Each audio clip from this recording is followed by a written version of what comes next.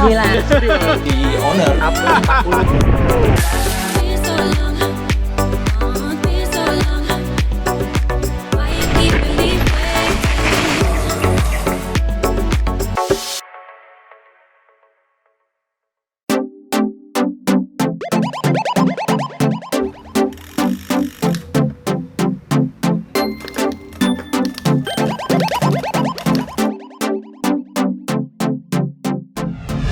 Halo Om, Assalamualaikum warahmatullahi wabarakatuh. Ketemu lagi di Om Awan Channel. Seperti janji saya di sesi yang terakhir Om, kali ini kita lanjutan lagi. Kemarin kita sudah bahas sepeda secara general, partnya apa aja, bagaimana maintenance-nya. Kemudian kita masuk ke detail. Kemarin kita bahas fork dan rear shock-nya. Kali ini yang akan kita bahas itu drivetrain-nya dan brake set-nya. Apa aja komponennya, fungsinya apa, bagaimana maintenance-nya. Dan saya masih ditemani oleh teknisi andalan kita, Om Dian. Om Dian, apa kabar Om Dian? Om Dian, kemarin kita sudah bahas mengenai fork. Sekarang kita bahas mengenai drivetrain dulu. Oh, siap. Oh. Komponennya apa aja sih Om sebenarnya di drivetrain itu? Oke, yang pertama komponen drivetrain atau peran gigi dimulai dari shifter dulu. Shifternya di sini ya. Ada shifter, ada crankset, Crankset. chain, rear derailleur, sama sprocket. Oke. Itu Satu paket tuh ya? satu paket, pokoknya mini group set lah. Mini intinya. group set. Kalau full group set tambah? Full group set tambah brake Brake set. Oke, jadi kalau dibilang mini group set, Betul. itu mulai dari shifternya, Oke. Sprocket, sprocket, RD, RD, sama crank. sama crank. Kalau bottom bracket beda lagi ya? Beda, kadang beda. Beda lagi. Seperti itu.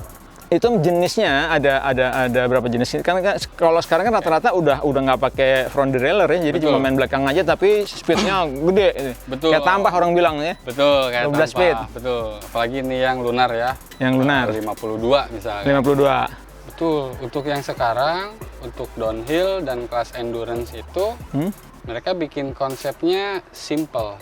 Oke. Jadi cuma satu chainring. Satu chainring Itu depan. memudahkan supaya kalau yang misalkan yang dual atau yang triple itu ketika cuacanya crowded, anggaplah lumpur ya, madi, banyak juga rumput yang ikut di situ, dia bisa stuck di FD. Intinya di situ. Jadi itu untuk ya, crash masalah di situ ya. itu banyak trouble seperti itu. Jadi stuck mereka nggak bisa diapa-apain lagi. Sedangkan ketika simpelnya di single chainring, dia mau ada kotoran, palingan ya ketika ininya rusak dia Tetap jalan ya, masih tetap race, masih bisa lanjut ya. betul seperti itu. Jadi itu Om, salah satu alasan kenapa sekarang rata-rata single chainring ya, jadi lebih simpel. Operasinya lebih simpel. Betul. Oke Om, kalau maintenance untuk group set ini sebenarnya gimana sih Om? Yang intinya sering bermasalah kan tadi suka pindah-pindah, Betul. shifternya suka masalah, kemudian suka bunyi-bunyi. Nah itu sebenarnya gimana sih maintenance-nya? Nah, sebenarnya maintenance yang paling simple itu pertama kali misalkan setelah kita sebelum pakai atau setelah pakai kotor kita cuci dulu bersih. Setelah bersih kita pastiin semuanya terpasang dengan benar, koreksi ya untuk boltnya. Kadang-kadang ada yang kendor di sini, ya kan. Terus lagi ada tarikan, misalkan si rantai naik turun, tarikan dari si shifternya yang belum pas. Oke. Terus lagi ada masalah mungkin dari mountingnya ini yang bend ke dalam. Mounting itu yang dibilang, Ya ini drop out-nya ini. oke, ini Yang di frame mountingnya. ya. Ada yang bending ke dalam, jadi dia naiknya ada miss, kemungkinan satu mata itu naik sendiri otomatis. Oke. Sama biasanya kalau kita di track nih suka patah itu di antingnya ya. Betul Om. Di antingnya. Antingnya suka biasanya- gampang patah kena batu atau apa gitu ya. Betul. Itu kenapa sih Om? Emang gaya gara-gara style kita bersepeda atau emang apa saja atau gimana? Atau sebenarnya ada cara nggak buat menghindari supaya itu nggak patah? Oke. Jadi sebenarnya memang yang pertama ya salah ngambil line. Oke. Oke, jadi line yang tipis masih tetap dihajar, akhirnya nyangkut. Nyangkut. Oke. Yang kedua ya memang unlucky ya. Emang Ada apes faktor aja gitu. unlucky apes Ada lah ya. lagi ya. Kadang di race itu kan ada hitungannya yang lucky dan yang unlucky gitu. Jadi memang kadang ketika kita yang nggak ya apes lah ya bisa apa aja lah terjadi, entah si kerennya yang mentok kena batu atau rantainya putus ya, kebanyakan rantai putus. Untuk case rantai putus itu karena shiftingnya yang nggak pas. Shifting ini nggak pas, Betul. akhirnya putus. Akhirnya putus si rantai ketika kita pedaling naik turun itu karena nggak pas. Akhirnya dipaksa gitu ya, ditarik. Betul, bisa dari tarikan shifternya yang nggak pas. Ketika kita coba naiknya cepat tapi turunnya lambat, itu mungkin ada satu kendala yang belum pas dari tarikan. Kalau cara setting ininya RD-nya itu gimana sih Om? Nah sebenarnya gini, misalkan kita coba nih ya. Nah ketika kita increase ditambah tuh kita naikin ke atas. Betul. Ya. Kita naikin ke atas, nih ada bunyi nih, mulai berasa bunyi. Ketika si rantai menyentuh, nah ini ya. Ini bisa terdengar ya. Nah, ini posisinya, maaf, kita break dulu. Posisi si sprocket kelima dan yang keenam ini bersentuhan. Oke. Jadi dia itu cenderung cepat naik tapi susah turun. Misalkan kita coba deh, bener gak sih? Ini naiknya cepat. Tuh, tapi turunnya susah nih. Turunnya agak lambat, ya, atau bahkan sekali naik 2 dia. Sekali naik 2. Ya, misalkan kita kosong dulu, ini nggak mau turun ke 1 misalkan. Nah, kita rilis lagi ke posisi awal sampai dia mau turun. Nah, terus kita coba lagi sampai strike ya, artinya sampai full semuanya. Betul, seumpamanya kita bisa hitungnya dari chain line ini, si pulley sprocket, pulley RD ketemu sprocket dan si rantai itu satu garis lurus. Pada saat di posisi gigi ke-6. Gigi ke-6. Sejajar semua. Apa aja tadi yang sejajar? Yang sejajar ini pulley ya, dua pulley, sprocket di posisi 6, cending depan. Cending depan kalau rata semua. Betul, kalau dilihat ini segaris itu segaris. Udah korek, udah betul. Jadi patokannya itu dulu ya. Betul, itu dulu. Oke. Kalau itu misalnya ada miring segala macam, yang kita koreksi apanya? Kebanyakan miring itu di sini. Karena ini yang ini gampang gampang bergerak gitu ya. Gampang bergerak. Dan yang paling sering itu ini drop out mountingnya yang bending itu. Drop out mounting yang bengkok ke dalam. Ini biasanya, di sini ya. Entah itu karena crash. Karena benturan gitu ya. Rata-rata Nah, kalau misalnya bending itu memang bisa kita paksa untuk dilurusin lagi. Bisa. Ada toolsnya. Ada toolsnya. Betul, untuk ngelurusin nge-inline lagi si mountingnya ini. Kalau brake set ini komponennya apa aja Om? Si brake set itu ada beberapa bagian ya, beberapa part. Di sini ada brake lever, brake levernya itu ya. Housingnya ini, dan kaliper. Ya, di dalam kaliper itu kan ada brake pad juga ya. Ada brake pad. Kalau yang bilang ada double piston, 4 piston itu apa sih sebenarnya, gimana sih? Double piston itu pistonnya cuma 2, kiri kanan doang. Piston itu yang disebut piston itu yang mana? Piston itu ini. Kepalanya ya? Ya, kepala yang pendorong brake set. Ini ya, brake pad lah ya. Dia ada 4 ya untuk ini kan. Kalau ini berarti udah double piston ya? Ini udah double piston. Atau disebutnya quad piston. Quad piston. Artinya makin banyak pistonnya, makin kuat. Makin bagus cengkeramannya. Rotornya. Makin bagus ke rotornya. Betul. Ketika si rotor ketebalannya sudah menipis sampai 2 mili, itu wajib ganti Om, karena dia udah kemakan terus. Dan si effort piston itu bakal lebih keluar lagi karena dia harus ini udah tipis, dia terus ini. Nah, itu disebutnya damage-nya ketika dia makin keluar bisa yang rusak. Ketika si rotor udah tipis, brake tipis, dihajar terus pecah seperti itu. Itu ilmu baru juga tuh. Nggak nyangka. Padahal rotor ini dari besi ya kayak ini, tapi bisa tipis juga. Itu biasanya berapa tahun pemakaian atau berapa pemakaian, ada standarnya nggak? Kapan kita tahu kalau rotor ini udah mulai tipis dan harus ganti? Itu biasanya ya gampangnya kita hitung pakai sigmat aja, kalau nggak jangka sorong ya. Ketika dia mulai ke 2 mili itu kan tipis bener nih, berarti emang 2 mili ya? 2 mili itu harus ganti, karena memang tipis banget. Si rotor itu biasanya 2,8 Om, yang baru itu. Standarnya 2,8? 2,8, ketika dia berkurang 0,8 itu dia harus ganti. Jadi jaraknya cuma 0,8 ya? Betul. Oke.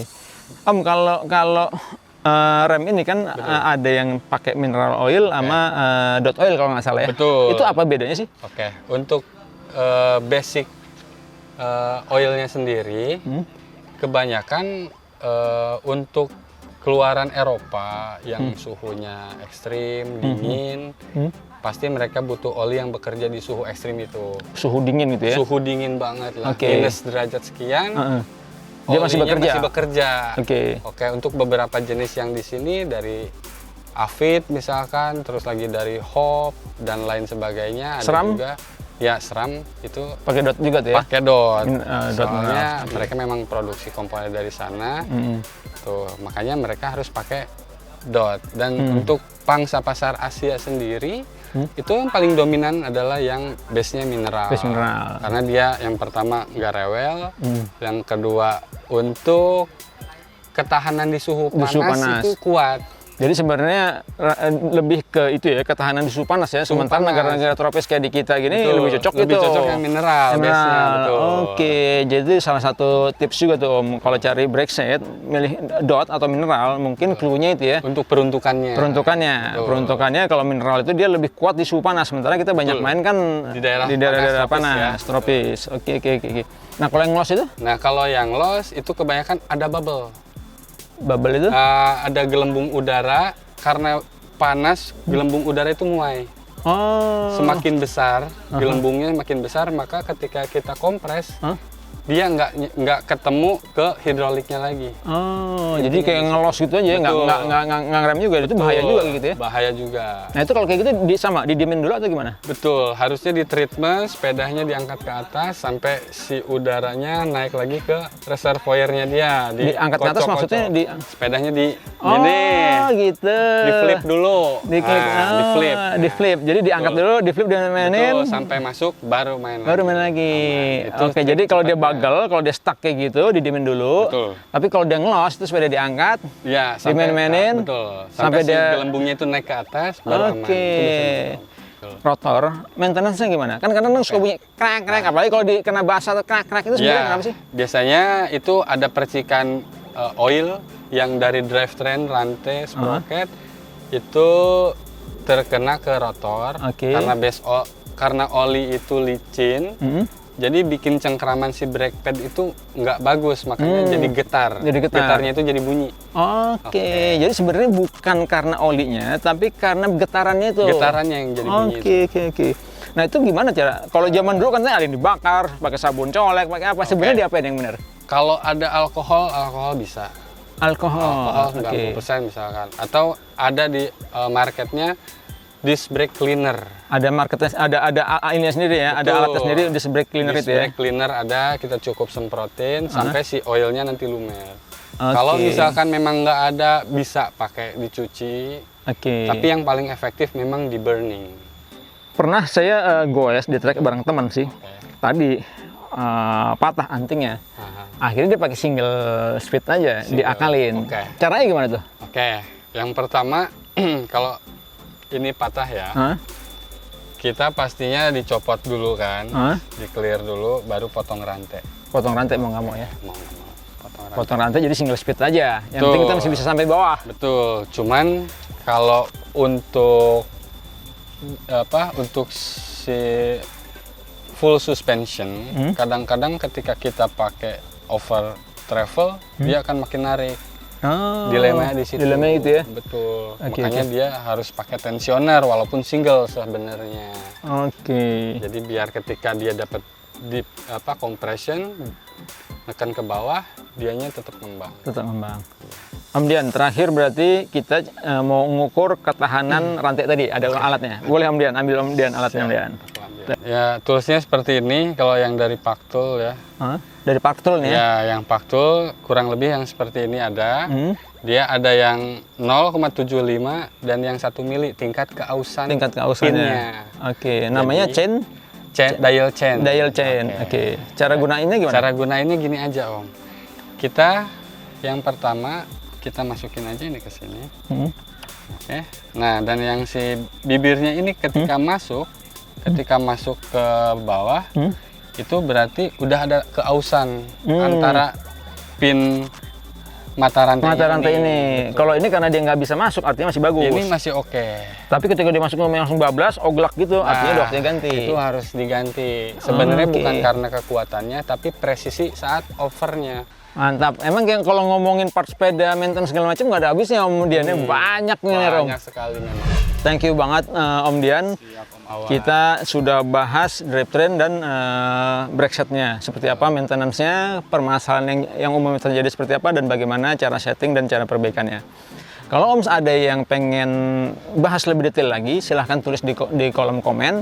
Insya Allah saya akan undang lagi Om Dian untuk bahas lebih detail lagi per masing-masing part. Atau misalnya pengen, Om jangan MTB dong, road bike dong. Kita bahas lagi detailnya, end to end-nya, part sepeda dan bagaimana maintenance-nya. Dengan mekanik andalan Om Dian. Dan kembali Om, saya sekalian promosiin Om Dian nih, dan Formula Ciputat. Kalau ada permasalahan silahkan datang langsung, alamatnya googling aja. Siap. Oke Om Dian, Siap, terima kasih banyak terima Om Dian. Terima kasih atas ilmunya, daging semua, insya Allah bermanfaat buat kita semua. Demikian Om, sampai ketemu di Om Awan Channel berikutnya. Wassalamualaikum warahmatullahi wabarakatuh. Om Awan Channel, Bikes for All.